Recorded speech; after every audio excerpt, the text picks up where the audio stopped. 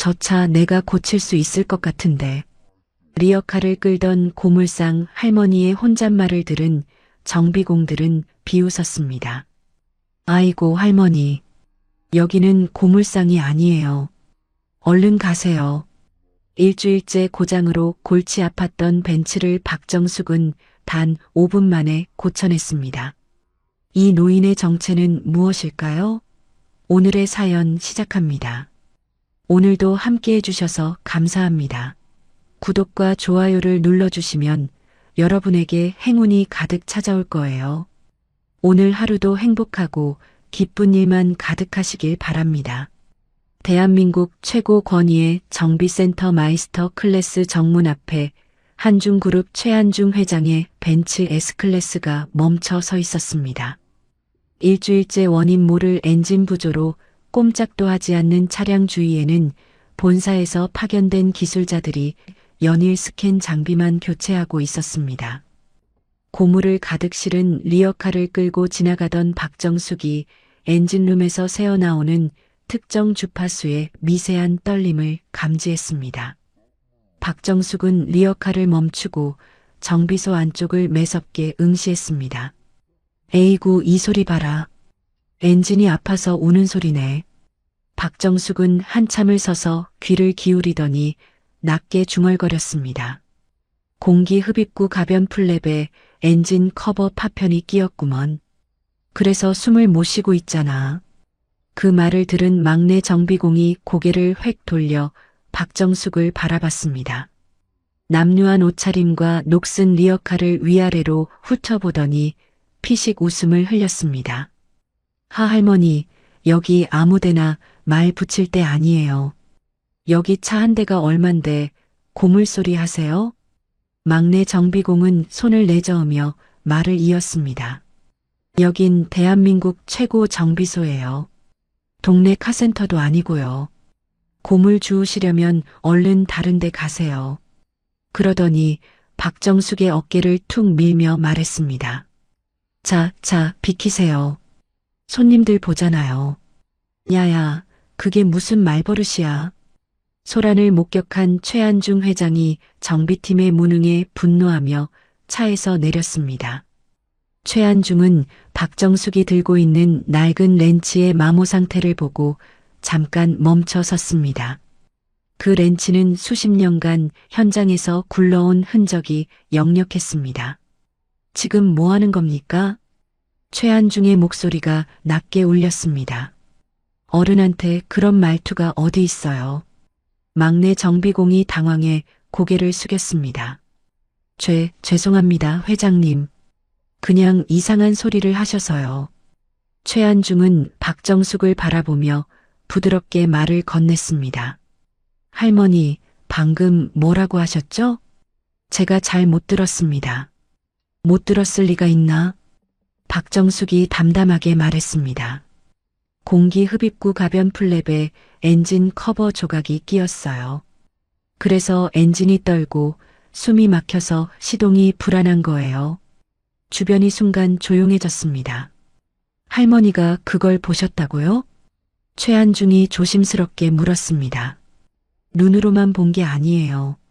이런 소리는 귀로 들어야 알지. 박정숙은 리어카에서 녹슨 드라이버 하나를 꺼내 들었습니다. 이걸로 빼면 됩니다.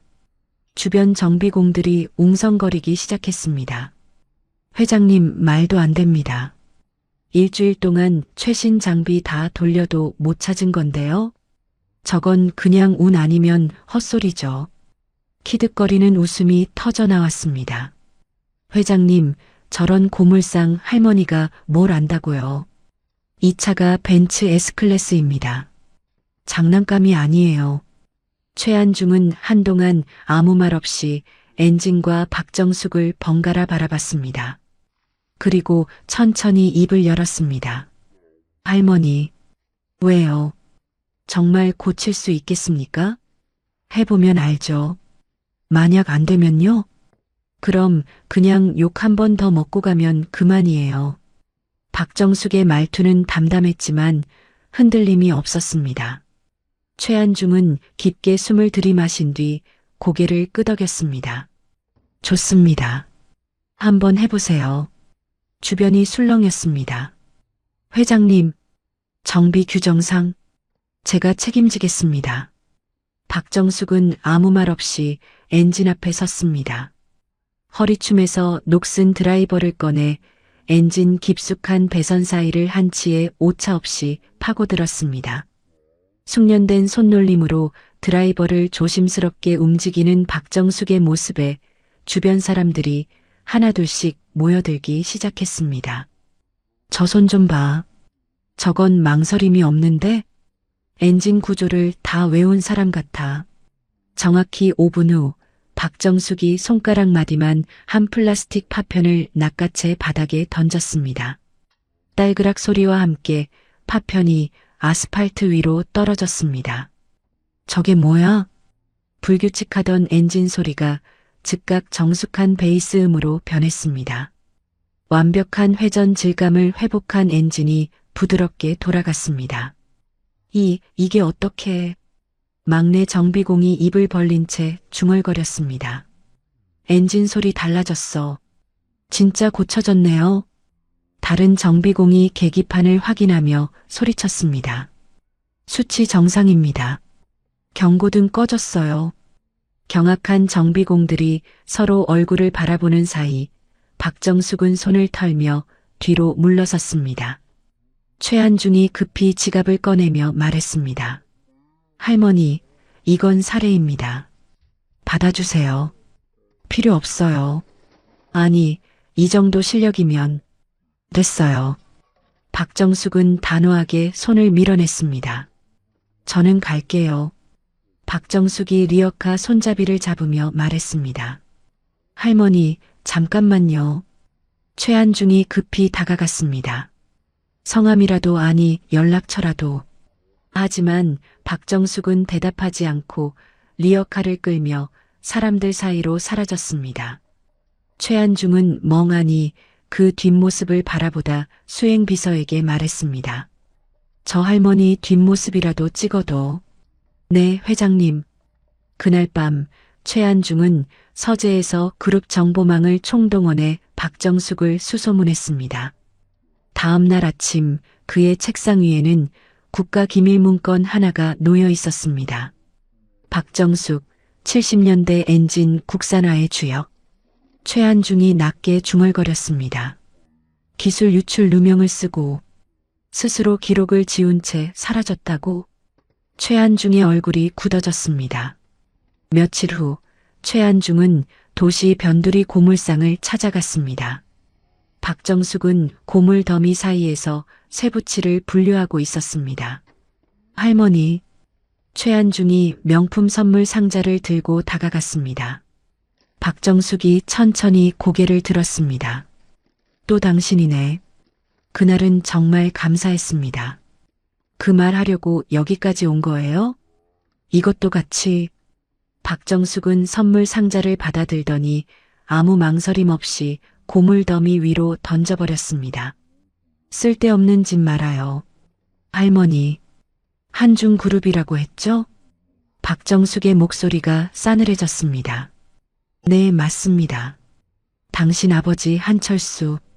최한중의 눈이 흔들렸습니다. 제 아버지입니다만 그 사람이랑 엮인 순간부터 당신이랑 할 말은 없어요. 무슨 일인지 말씀해 주셔야. 말 안 해요. 박정숙이 등을 돌리며 말했습니다. 그 집안 사람들하고는 다시는 엮이고 싶지 않으니까. 최한중이 다급하게 외쳤습니다. 할머니, 제발 한 번만. 하지만 박정숙은 고물상 안쪽으로 사라져버렸습니다. 그날 밤 최한중은 다시 서재에 앉아 아버지와 박정숙 사이에 무슨 일이 있었는지 파헤치기 시작했습니다. 일주일 후 강성 모터스 소속의 용역들이 법원 집행관을 대동해 박정숙의 고물상 앞에 나타났습니다. 검은 정장을 입은 남자들이 줄지어 서서 압류영장을 들이밀었습니다. 박정숙 씨, 채무 불이행으로 인한 강제 압류 집행입니다. 집행관이 서류를 내밀며 말했습니다. 아니, 잠깐만요. 박정숙이 당황해 손을 내저었습니다. 내가 무슨 빚이 있다고 그래요? 난 임대료 밀린 적도 없어요. 말씀은 이해합니다만 서류에는 분명히 나와 있습니다. 집행관이 서류를 펼쳐 보이며 말했습니다. 미납 임대료 3천만 원. 오늘부로 집행합니다. 이게 무슨 날벼락 같은 소리예요.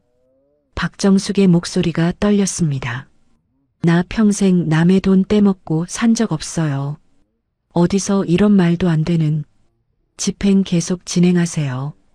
집행관의 말이 떨어지자 용역들이 움직이기 시작했습니다.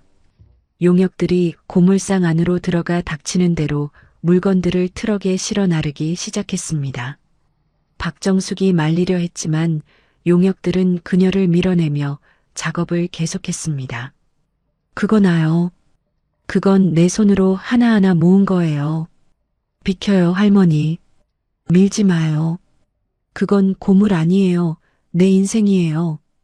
박정숙이 울분에 찬 목소리로 외쳤지만 트럭 문은 거칠게 닫혔습니다. 그 시각 대학에서 연구 중이던 이지훈에게도 재앙이 닥쳤습니다. 이지훈 씨, 산학협력 프로젝트 데이터 유출 혐의로 체포합니다. 경찰이 연구실 문을 열고 들어오며 말했습니다. 잠깐만요. 무슨 말씀이세요? 지훈이 자리에서 벌떡 일어났습니다. 제가 뭘 유출했다는 거예요? 전 제 연구밖에 한 게 없어요. 말은 조사실에서 하시죠. 경찰이 수갑을 꺼내 들었습니다. 이거 오해예요. 아무것도 훔친 적 없어요. 지훈의 목소리가 커졌지만 경찰은 표정 하나 바꾸지 않았습니다. 노트북과 연구자료 전부 압수합니다. 그건 제 인생이에요. 지훈이 붙잡으려 했지만 경찰은 노트북을 낚아채 들었습니다. 저 자료 없으면 연구 다 망가져요. 그러나 문은 그대로 닫혔습니다. 박정숙은 손자의 체포 소식을 듣고 곧바로 한중그룹 본사로 향했습니다. 회장실 문을 거칠게 열고 들어선 박정숙의 얼굴에는 분노가 가득했습니다. 최 회장, 박정숙이 쉰 목소리로 외쳤습니다. 최한중이 놀라 자리에서 일어났습니다. 할머니, 여긴 어떻게? 지금 제 손자가 어디 있는지 아세요? 박정숙의 눈이 붉게 충혈돼 있었습니다. 무슨 말씀이십니까? 감옥에 있어요. 박정숙이 책상을 내리치며 외쳤습니다. 아무 죄도 없는 애가 경찰서에 끌려갔다고요. 최한중이 급히 비서를 불렀습니다. 지금 무슨 상황인지 바로 알아봐요. 잠시 후 비서가 돌아와 조심스럽게 말했습니다. 강성 모터스 쪽에서 고소가 들어간 것 같습니다. 역시 최한중이 이를 악물었습니다. 그쪽에서 노골적으로 움직이네요. 회장님, 박정숙이 고개를 들었습니다. 저를 도와주세요. 무엇을 원하십니까? 제가 드릴 수 있는 건 하나뿐이에요. 박정숙의 목소리가 낮아졌습니다. 한중그룹이 20년 동안 못 풀었다는 연소 효율 문제 제가 해결해 드릴게요. 최한중의 눈빛이 바뀌었습니다. 정말입니까? 조건이 있어요. 말씀하세요. 제 손자부터 꺼내주세요. 박정숙이 고개를 숙였습니다. 그 아이만큼은 이 더러운 싸움에 휘말리게 하면 안 돼요. 최한중은 잠시도 망설이지 않았습니다. 법무팀 연결해. 네, 회장님. 지금 당장 변호인 선임하고 최고 인력 투입해. 알겠습니다. 다음 날 박정숙은 한중그룹 산하비밀연구소로 이송되었습니다. 최첨단 컴퓨터와 각종 분석 장비로 가득한 연구소에서 박정숙은 고개를 저었습니다. 이런 건 필요 없어요. 네. 연구소 소장이 놀라 물었습니다. 저건 눈만 어지럽혀요. 박정숙이 컴퓨터를 가리켰습니다. 그럼 어떤 장비가 필요하십니까? 큰 제도판, 연필, 그리고 손으로 재는 측정기. 연구소 안이 술렁였습니다. 요즘 누가 저런 걸 써요? 저분 진짜 괜찮은 거 맞아? 그들의 수군거림에도 불구하고 박정숙은 묵묵히 자리에 앉았습니다. 그 시각 강성 모터스의 김 실장은 청소업체 직원으로 위장의 연구소에 잠입했습니다. 박정숙이 폐기한 초안도면 조각들을 휴지통에서 하나하나 수거했습니다. 그래, 이거지. 김 실장이 낮게 웃으며 전화를 걸었습니다. 오 사장님, 자료 확보했습니다. 잘했어. 오창석의 목소리가 흡족했습니다. 한중그룹도 이제 끝이야. 연구소에서 박정숙은 밤늦도록 제도판 앞에 앉아 설계도를 그려나갔습니다. 젊은 연구원들은 그녀의 아날로그 방식을 무시하며 협조를 거부했습니다. 할머니, 한 연구원이 비웃듯 말했습니다. 이제는 손으로 계산하는 시대 아니에요. 그냥 컴퓨터 쓰세요. 박정숙은 아무 말 없이 연필을 내려놓았습니다. 그리고 종이에 숫자를 써 내려가기 시작했습니다. 잠시 후 그녀가 말했습니다. 이 값이야. 네. 공기 흐름 바뀌는 지점. 연구원이 컴퓨터로 확인하자 얼굴이 굳었습니다. 맞네요. 완벽하게 맞아요. 연구실이 조용해졌습니다. 박정숙은 그날 밤 자신의 설계도가 누군가에게 넘어가고 있음을 직감했습니다. 그녀는 도면 곳곳에 겉으로는 멀쩡해 보이지만 결국 엔진을 망가뜨리는 숫자들을 조용히 끼워 넣었습니다. 한편 구치소에 있던 지우는 박정숙이 몰래 넣어준 노트를 바라보고 있었습니다. 할머니, 지훈이 노트를 넘기다 멈췄습니다. 이건 그냥 숫자가 아니야. 그는 숨겨진 규칙을 발견했습니다. 이건 진짜 설계가 어디 있는지 알려주는 암호야. 강성 모터스의 신차 발표회 당일 오창석이 자신만만한 표정으로 무대에 올라섰습니다. 대형 스크린에는 박정숙의 설계를 그대로 복제한 엔진의 모습이 떠올랐습니다. 여러분, 오창석이 천천히 관객을 둘러보며 말했습니다. 오늘 이 자리에서 대한민국 자동차 역사를 다시 쓰게 될 겁니다. 관객석에서 기대 섞인 박수가 나왔습니다. 오늘 공개하는 이 신형 엔진은 오창석이 목소리를 높였습니다. 한중그룹이 불법으로 훔치려 했던 우리 강성 모터스의 독자 기술입니다. 순간 관객석에서 박수가 터져 나왔습니다. 강성 모터스 만세. 역시 기술력은 강성이야. 오창석은 흐뭇한 미소를 지었습니다. 같은 시각 한중그룹 쇼케이스 현장에는 경찰과 검찰이 들이닥쳤습니다. 여기 한중그룹 행사장 맞습니까? 수사관이 주변을 살피며 말했습니다. 박정숙 씨, 수사관이 수갑을 꺼내 들었습니다. 기술 유출 및 부정경쟁방지법 위반 혐의로 연행하겠습니다. 뭐라고요? 박정숙이 크게 눈을 떴습니다. 내가 무슨 기술을 유출했다는 거예요? 지금 이 자리에서 설명할 필요는 없습니다. 아니, 말이 돼요? 박정숙이 손을 내저으며 뒤로 물러섰습니다. 난 내 기술밖에 쓴 적 없어요. 누구 걸 훔쳤다는 거예요. 그때 무대 뒤에서 정 박사가 모습을 드러냈습니다. 그는 강성 모터스의 기술 고문으로 전향한 박정숙의 옛 제자였습니다. 제가 증인입니다. 정 박사가 앞으로 나서며 말했습니다. 저 할머니의 설계는 그가 서류를 흔들었습니다. 제가 40년 전에 발표한 논문을 그대로 베낀 겁니다. 관객석에서 웅성거림이 퍼졌습니다. 표절이라고? 진짜야? 당신이? 박정숙이 정 박사를 똑바로 바라봤습니다. 내가 감히 그런 말을 해?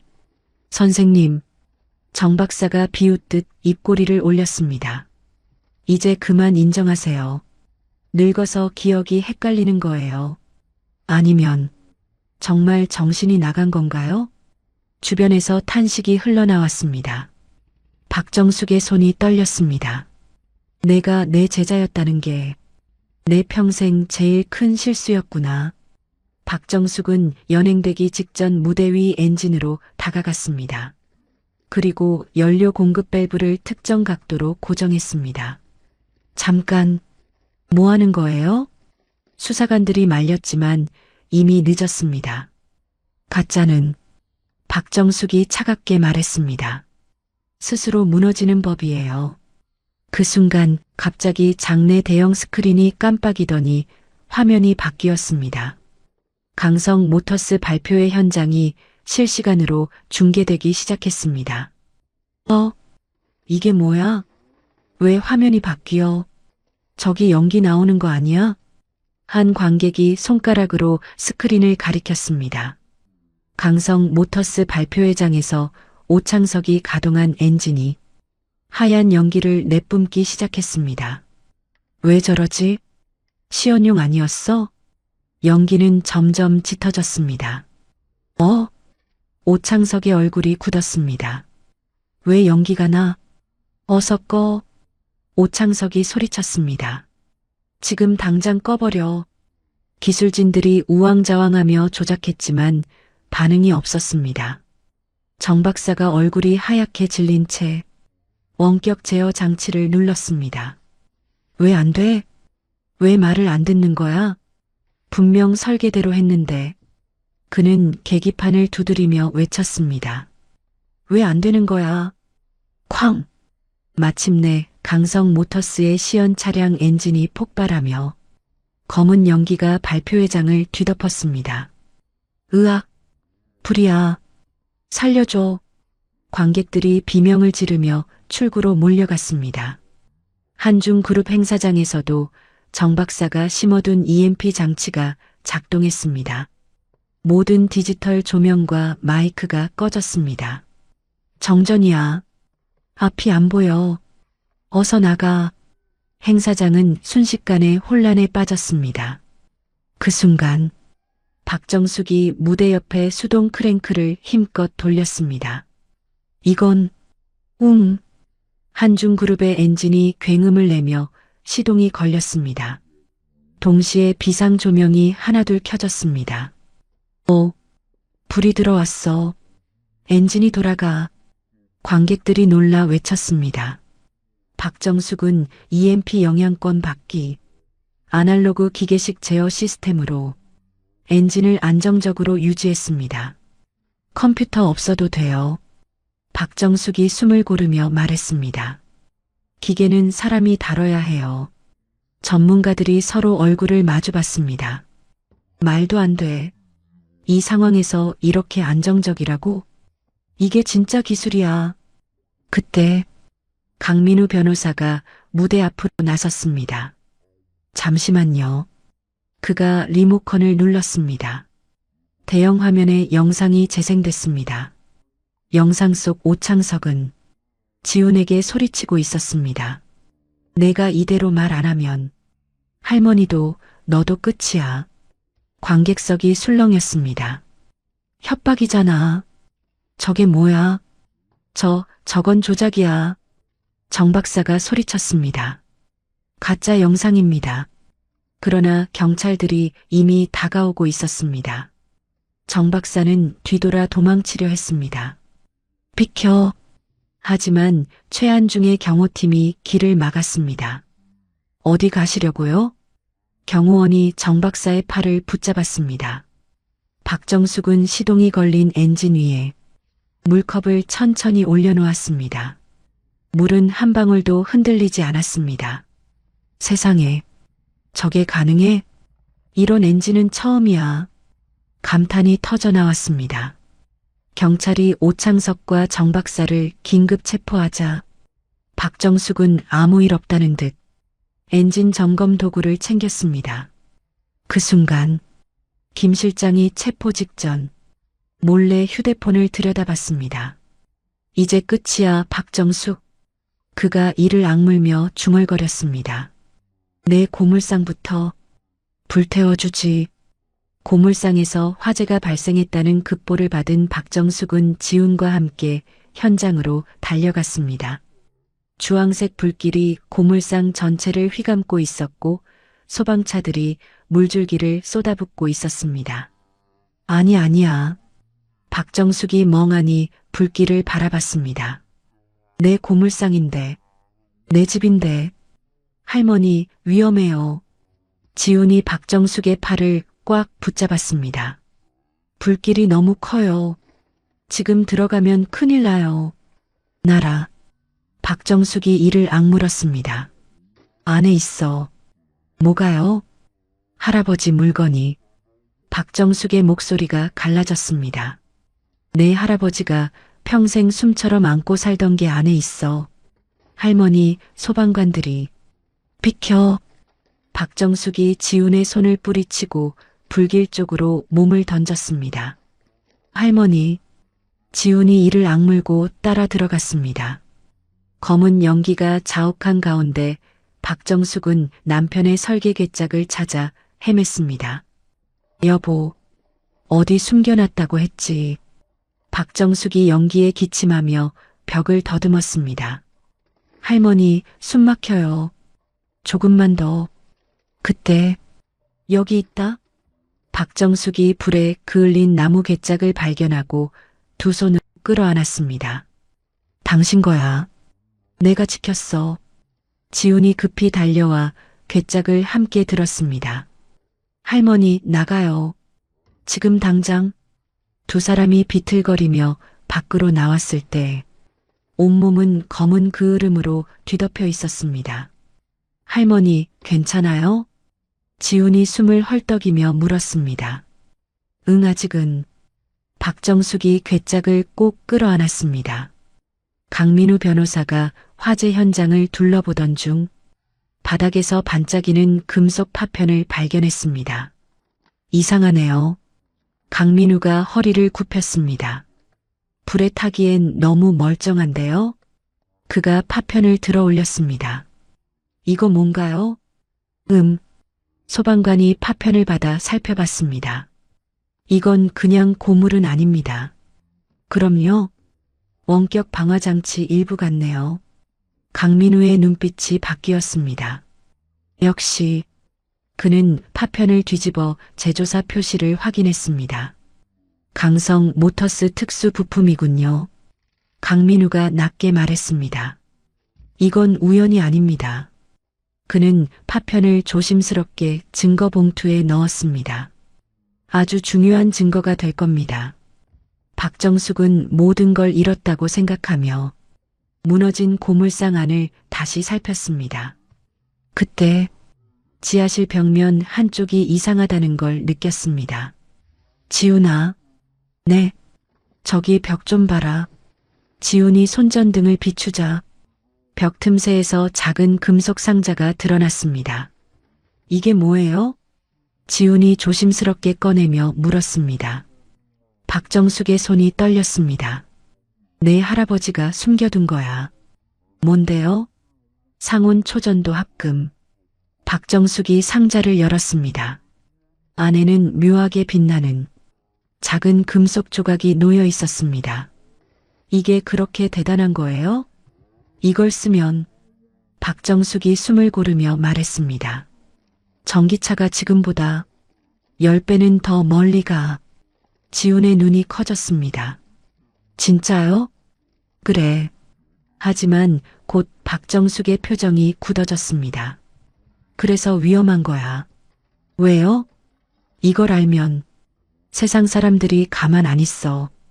박정숙은 곧바로 최한중에게 전화를 걸었습니다. 회장님, 할머니 괜찮으십니까? 지금 당장 오세요. 박정숙이 단호하게 말했습니다. 보셔야 할 게 있어요. 잠시 후 최한중이 현장에 도착했습니다. 이게 뭡니까? 그가 금속 샘플을 받아들었습니다. 이 작은 게 세상을 바꿀 물건이에요. 박정숙이 말했습니다. 그래서 숨겨온 거고. 최한중의 얼굴이 굳어졌습니다. 이건 밖에 있으면 안 되겠군요. 맞아요. 박정숙이 고개를 끄덕였습니다. 보호받아야 해요. 최한중은 즉시 지시했습니다. 국가기밀시설로 이동합니다. 경호 2배로 붙이고요. 한편 강민우 변호사는 과거 박정숙이 누명을 썼던 사건 기록을 다시 뒤지고 있었습니다. 여기 있었군. 그가 낡은 문서를 펼쳤습니다. 진범은 강민우가 이를 악물었습니다. 오창석의 아버지였어. 지우는 연구소에서 합금 샘플을 분석하다가 멈칫했습니다. 할머니, 왜?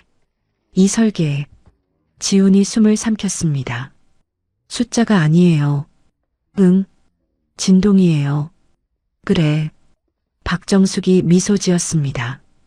기계는 숫자보다 소리로 말해. 연구소에서 박정숙은 젊은 박사들 앞에 섰습니다. 다들 망치 잡아봐요. 지금요? 지금 박정숙이 망치를 들었습니다. 머리로만 알면 아무 소용 없어요. 손에 물집이 잡혀야 기계가 보여요. 젊은 연구원들이 서툰 손으로 망치를 들었습니다. 최한중은 이 모습을 지켜보다 결심했습니다. 이분 이름으로 연구소를 만듭니다. 정숙기술연구소. 임명장을 건네며 말했습니다. 부탁드립니다. 과분해요. 박정숙이 고개를 숙였습니다. 난 그냥 기계가 좋았을 뿐이에요. 그 시각 김 실장은 해외 공항에서 전화를 걸고 있었습니다. 박정숙 위치다. 좌표 정확해. 돈은 약속한 대로 보내. 전화를 끄는 김 실장의 입꼬리가 올라갔습니다. 박정숙은 몸이 예전 같지 않다는 걸 느꼈습니다. 숨이 자주 가빴고 손이 떨렸습니다. 그녀는 연구소 지하 깊은 곳에 기계식 금고를 만들었습니다. 지훈아, 네 할머니, 이 안에 다 들어있어. 뭐가요? 합금 배합표. 박정숙이 지훈의 손을 꼭 잡았습니다. 내가 없어도 이건 내가 지켜야 해. 할머니, 그런 말하지 마세요. 하지만 박정숙은 거칠게 기침을 했습니다. 지훈은 아무 말도 하지 못한 채 할머니의 등을 두드렸습니다. 한 달 후 열린 국제 모빌리티 엑스포에서 박정숙이 복원한 초전도 엔진을 장착한 시제차가 무대 중앙에 등장했습니다. 전 세계 자동차 업계 관계자들과 기자들이 몰려든 가운데 시제차는 단 1회 충전으로 대륙 횡단에 성공했다는 결과를 발표했습니다. 행사장 안이 술렁였습니다. 말도 안 돼. 독일 자동차 회사 대표가 자리에서 일어나며 말했습니다. 한 번 충전으로 대륙을 건넜다고요? 이건 혁명이에요. 미국 기업 임원이 입을 다물지 못했습니다. 지금까지 우리가 알던 기술이 전부 무너졌습니다. 기자들의 카메라 플래시가 쉴 새 없이 터졌습니다. 박정숙 박사님, 기술 이전 계획은요? 독점입니까? 전 세계 유수의 자동차 브랜드 경영진들이 박정숙 앞에 줄을 서며 말했습니다. 저희와 손잡아 주십시오. 조건은 전부 맞추겠습니다. 그날 하루 만에 한중그룹의 주가는 치솟았고 업계 1위 자리에 올랐습니다. 박정숙이 엑스포 메인 무대에 올라섰습니다. 그녀의 손에는 40년 전 사건의 진실이 담긴 문서가 들려 있었습니다. 장내가 조용해졌습니다. 저는 오늘 박정숙이 천천히 입을 열었습니다. 기술 이야기를 하러 나온 게 아닙니다. 사람들이 숨을 죽였습니다. 40년 전 저에게 죄를 뒤집어 씌운 사람들이 있습니다. 박정숙이 마이크를 꽉 쥐었습니다. 오창호, 정명석, 김철수, 이름이 하나씩 울려 퍼질 때마다 객석의 공기가 무거워졌습니다. 그 사람들 때문에 제 인생은 멈췄습니다. 하지만 박정숙의 눈빛이 흔들리지 않았습니다. 이제야 진실을 말할 수 있게 됐습니다. 그 순간 법원에서 온 서기관이 무대로 올라왔습니다. 잠시만 주목해 주십시오. 그가 봉투를 열었습니다. 이지훈 씨에 대한 모든 혐의는 서기관이 또렷하게 외쳤습니다. 무죄입니다. 순간 행사장이 폭발하듯 환호했습니다. 와, 정의가 살아있다. 수만 명의 관중이 자리에서 일어나 기립박수를 보냈습니다. 할머니, 지훈이 눈물을 흘리며 사람들 사이를 헤치고 무대로 뛰어올라 박정숙을 끌어안았습니다. 끝났어요, 할머니. 이제 진짜 끝났어요. 박정숙이 지훈의 등을 토닥였습니다. 그래, 이제 괜찮다. 최한중이 천천히 다가와 박정숙 앞에서 깊게 고개를 숙였습니다. 할머니, 한중 그룹 지분 10% 증여하고 싶습니다. 그가 서류를 내밀었습니다. 이건 제 사과이자 존경입니다. 필요 없어요. 박정숙이 고개를 저었습니다. 돈 때문에 한 게 아니에요. 그럼 최한중이 잠시 망설이다 말했습니다. 할머니 이름으로 정비 공방 하나만 받아주세요. 아이들 가르칠 수 있는 곳으로요. 박정숙은 잠시 생각하다 천천히 고개를 끄덕였습니다. 그건 좋네요. 지훈은 할머니의 설계 방식을 계승해 세계 최연소 마스터 엔지니어 칭호를 받았습니다. 이 모든 건 지훈이 트로피를 들고 말했습니다. 할머니 덕분입니다. 관중이 다시 박수를 보냈습니다. 박정숙은 과거 고물상이 있던 자리에 세워진 기념관에서 예전 자신을 무시했던 정비센터 직원들과 마주했습니다. 할머니, 막내 정비공이 고개를 깊이 숙였습니다. 그때 정말 무례했습니다. 아무것도 모르고 죄송합니다. 박정숙이 잠시 그를 바라보다 미소 지었습니다. 괜찮아요. 대신 이제부터는 제대로 배우세요. 법정에서는 오창석에게 징역 20년형이 선고되었습니다. 정 박사는 학계에서 영구 퇴출당했습니다. 이 모든 게 호송차에 오르며 오창석이 중얼거렸습니다. 꿈이었으면 좋겠네. 박정숙은 남편의 묘소를 찾았습니다. 그녀는 초전도 엔진 시제품의 열쇠를 비석 앞에 조심스럽게 내려놓았습니다. 여보, 이제야 당신 억울함을 풀었어요. 박정숙의 손이 비석을 천천히 쓸었습니다. 최한중은 박정숙과 함께 리어카를 끌며 새로 설립된 정비학교로 향했습니다. 교문 앞에는 첫 입학생들이 줄지어 서 있었습니다. 환영합니다. 학생들이 큰 소리로 외쳤습니다. 박정숙은 그 어느 때보다 환한 미소로 아이들을 바라봤습니다. 지우는 연구실 정면에 할머니와 함께 찍은 사진을 걸었습니다. 그리고 아날로그 철학을 담은 새 논문을 발표했습니다. 재단 설립 행사가 끝난 뒤 박정숙은 지훈에게 낡은 드라이버를 건넸습니다. 이제 내 시대야. 이 도구는 사람을 살리는 데 써라. 지훈의 손이 떨렸습니다. 할머니, 약속할게요. 그날 저녁 모든 싸움이 끝난 뒤 공방에는 조용한 차 향이 퍼졌습니다. 박정숙은 의자에 앉아 지훈이 끓여준 차를 천천히 마셨습니다. 맛있네. 할머니, 더 드릴까요? 박정숙은 대답 대신 미소만 지었습니다. 그녀의 눈이 서서히 감겼습니다. 그리고 찰칵 찻잔이 바닥에 떨어지는 소리가 났습니다.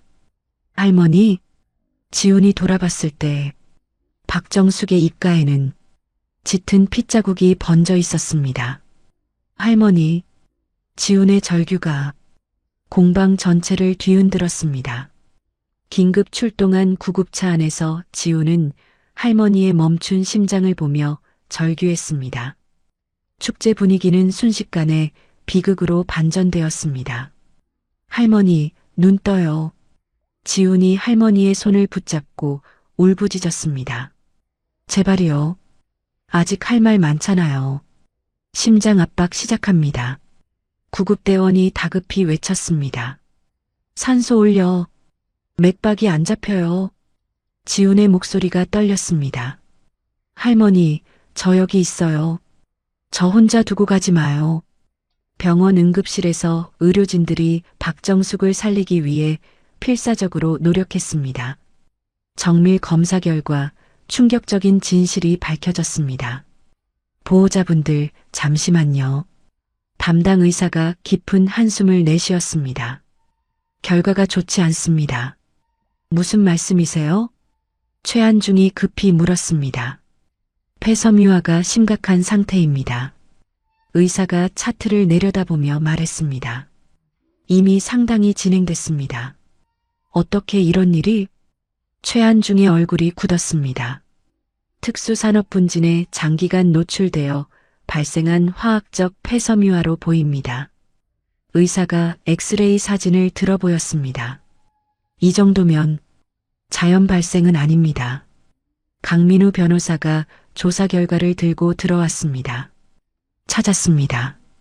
그의 목소리가 떨렸습니다. 강성 모터스 쪽입니다. 뭐라고요? 과거 공장 인근에서 고의로 분진을 살포한 기록이 있습니다. 강민우가 이를 악물었습니다. 이건 사고가 아닙니다. 사람을 죽이려 한 겁니다. 박정숙이 사경을 헤매는 사이 강성 모터스의 잔당들이 움직이기 시작했습니다. 해외 특허 사냥꾼들과 결탁한 그들은 위조 계약서를 법원에 제출했습니다.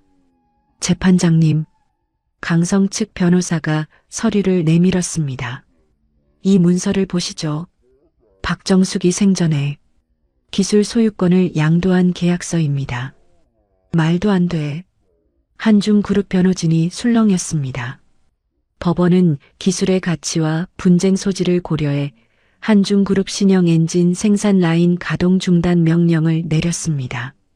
본법원은 집행관이 선언했습니다. 모든 생산을 즉각 중단할 것을 명합니다. 이럴 수가. 공장 안이 얼어붙었습니다. 한중그룹 주가는 연일 하한가를 기록했습니다. 공포에 질린 주주들이 본사로 몰려와 시위를 벌였습니다. 최한중 사퇴하라. 박정숙과 당장 손절해라. 회사 망하게 할 거냐? 구호가 본사 앞을 뒤덮었습니다. 지우는 할머니를 살리기 위해 필요한 해독제를 찾던 중 절망적인 사실을 알게 되었습니다. 선생님, 지훈이 떨리는 목소리로 물었습니다. 해독제가 정말 없나요? 있긴 있습니다. 의사가 고개를 끄덕였습니다. 하지만 강성 모터스 비밀 연구소에서만 만드는 성분입니다. 지훈의 얼굴이 하얘졌습니다. 그럼 거길 가야 한다는 거예요? 그렇지 않으면 의사는 말을 잇지 못했습니다. 그날 밤 김 실장이 고용한 해외 용병들이 병원을 습격했습니다. 중환자실의 전력이 갑자기 차단되었습니다. 정전이야. 불이 다 꺼졌어. 간호사들이 비명을 질렀습니다. 비상 발전기 안 돌아옵니다. 그 틈을 타 검은 그림자들이 움직였습니다. 박정숙을 확보하라. 용병 대장이 낮은 목소리로 명령했습니다.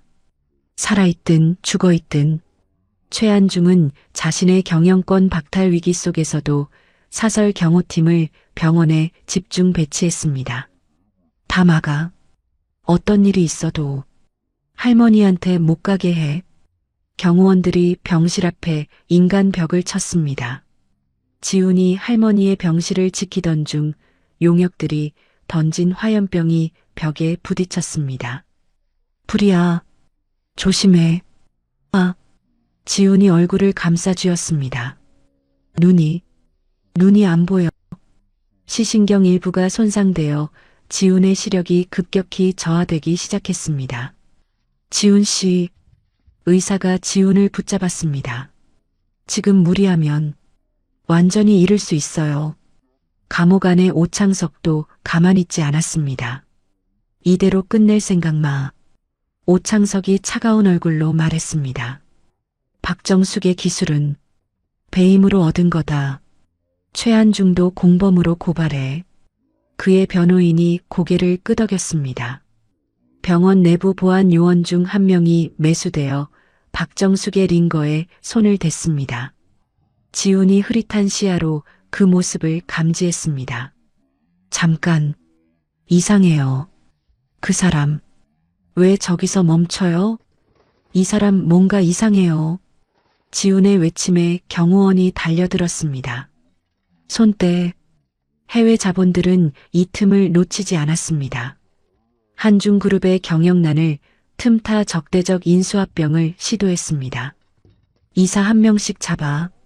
돈은 얼마든지 써. 해외 투자회사 대표가 냉정하게 말했습니다. 지훈은 거의 보이지 않는 눈으로 할머니의 손바닥을 더듬었습니다. 할머니, 분명 뭔가 남겨두셨을 거예요. 그는 손바닥의 굳은 살과 미세한 상처를 느꼈습니다. 이 감촉, 설마 박정숙의 상태는 점점 악화되어 뇌사 판정 직전까지 몰렸습니다.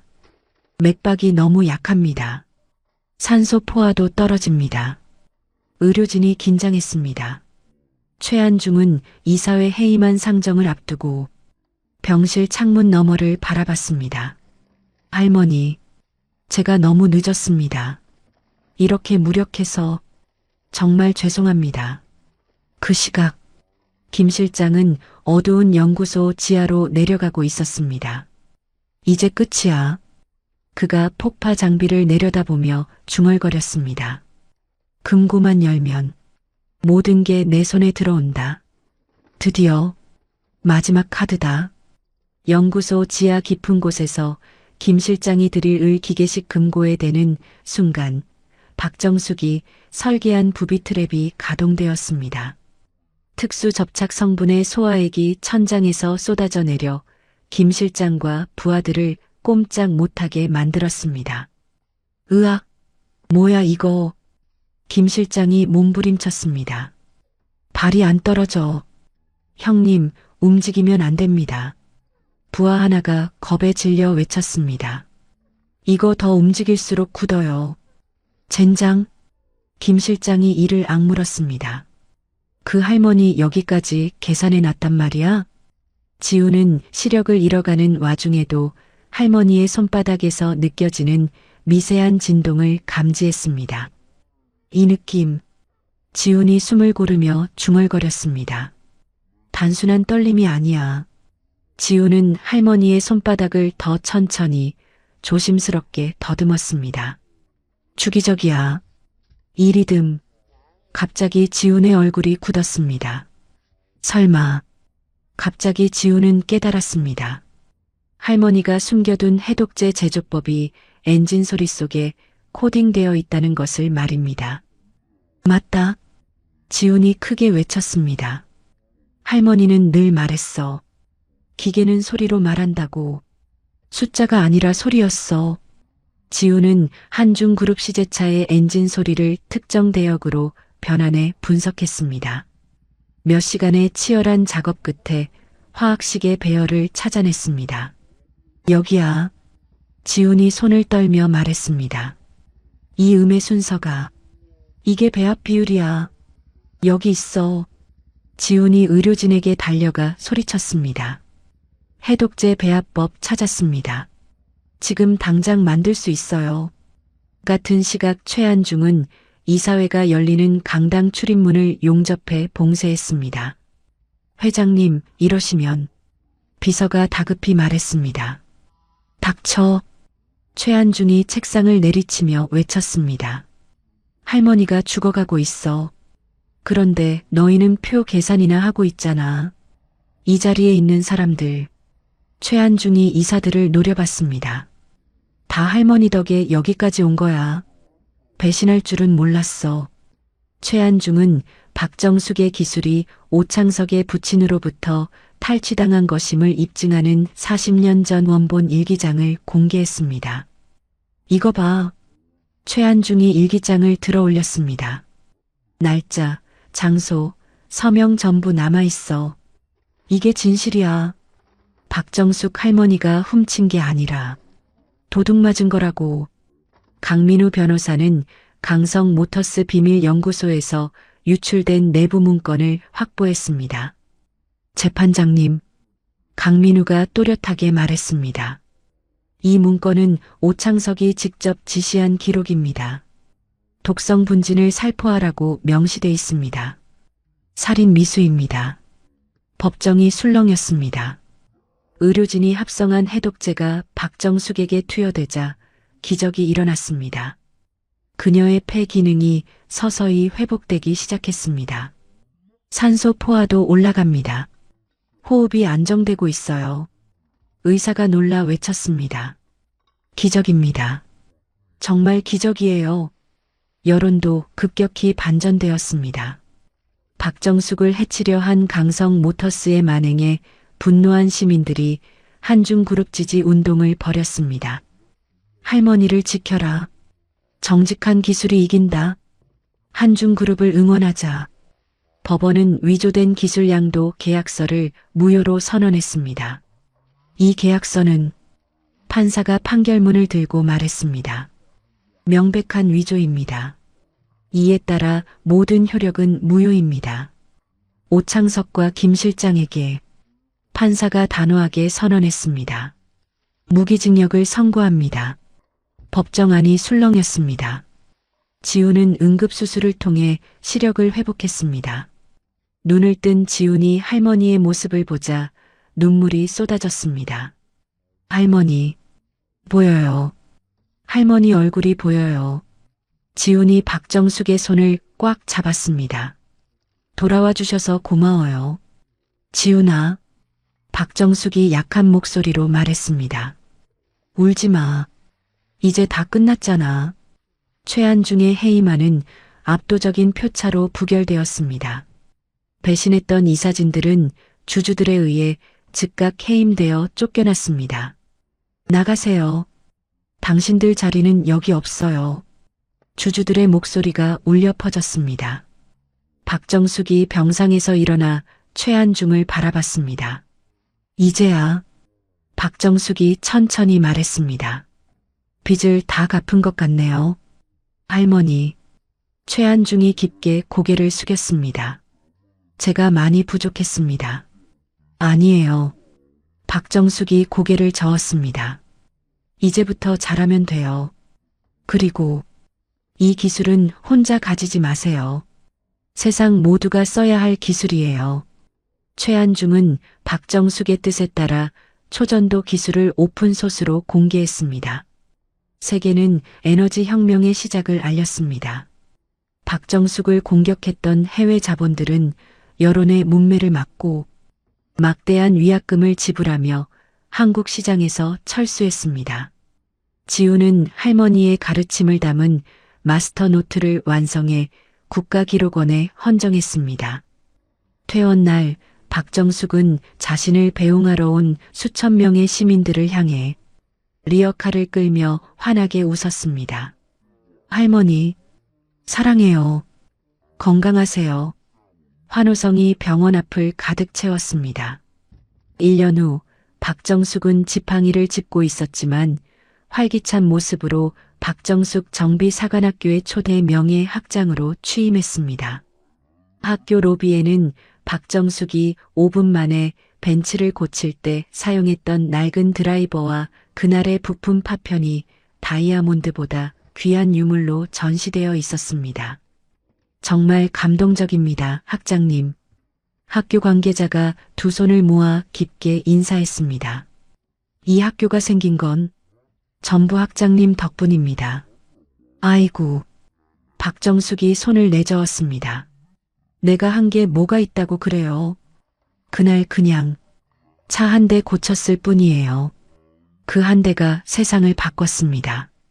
관계자가 고개를 숙였습니다. 과분해요. 박정숙이 웃으며 말했습니다. 이제는 아이들이 잘해줄 거예요. 지훈은 한중그룹 최연소 CEO 추대를 거절하고 기술 총괄 이사직만 유지했습니다. 그는 매일 현장에서 신입사원들과 함께 기름을 묻히며 일했습니다. 지훈 총괄님, 신입사원이 급히 달려왔습니다. 엔진 소리가 좀 이상한데요. 총괄님 말고. 지훈이 웃으며 손사래를 쳤습니다. 그냥 지훈이라고 불러요. 아, 네, 지훈님. 님도 빼요. 지훈이 웃으며 말했습니다. 현장은 다 똑같아요. 최한중은 경영 일선에서 물러나 박정숙의 공방 옆에 작은 집을 지었습니다. 매일 아침 그는 박정숙이 수집한 고물을 함께 분류하는 소박한 노후를 보냈습니다. 오늘은 쇠붙이가 유난히 많네요. 최한중이 웃으며 말했습니다. 요즘 세상은 고칠 생각을 안 해요. 박정숙이 고개를 끄덕였습니다. 조금만 손보면 다시 쓸 수 있는데 말이죠. 그래도 할머니 덕에 고치는 사람이 늘었잖아요. 그럼 됐어요.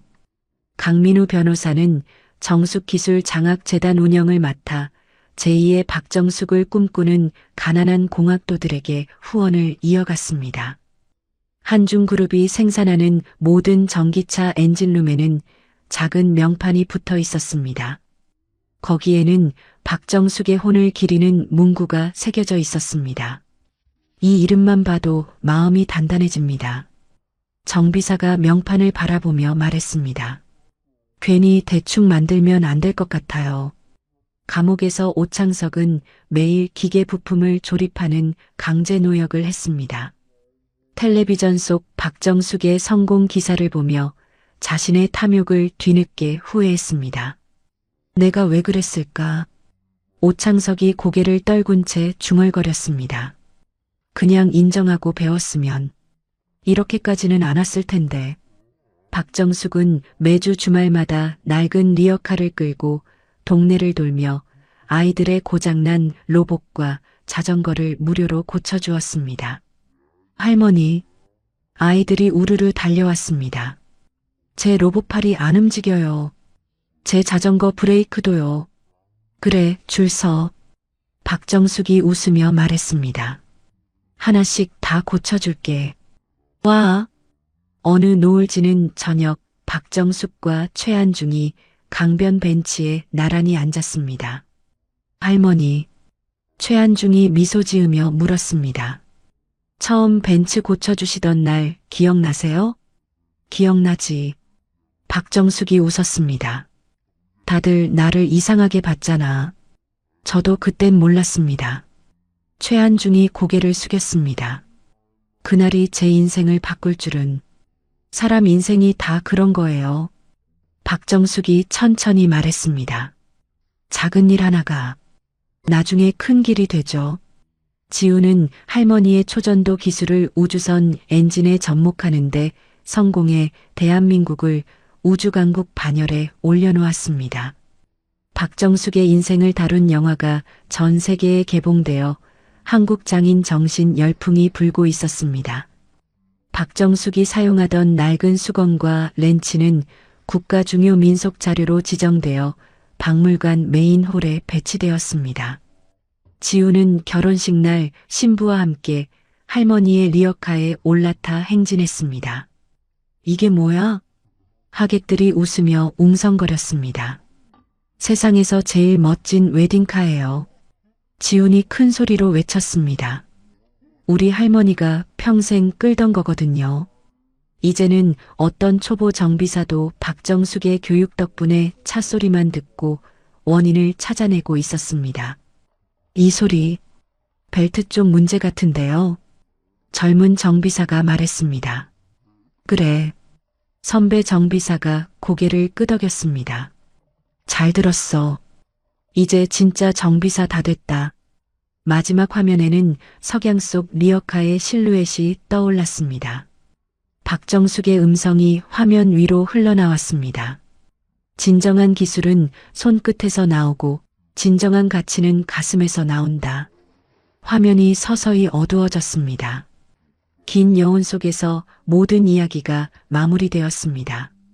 고물상 할머니 박정숙의 파란만장한 이야기가 막을 내립니다. 남루한 행색으로 리어카를 끌던 할머니가 5분 만에 벤츠를 고치며 시작된 이 이야기는 40년 묵은 억울함을 풀고 진정한 기술자의 가치를 되찾는 감동적인 여정이었습니다.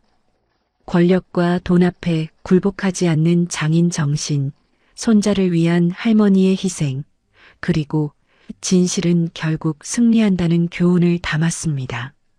박정숙 할머니처럼 묵묵히 자신의 길을 걸어가는 모든 분들에게 박수를 보냅니다. 이야기를 끝까지 들어주신 분이 계시다면 잘 들었다고 댓글 하나만 남겨주세요. 감사합니다.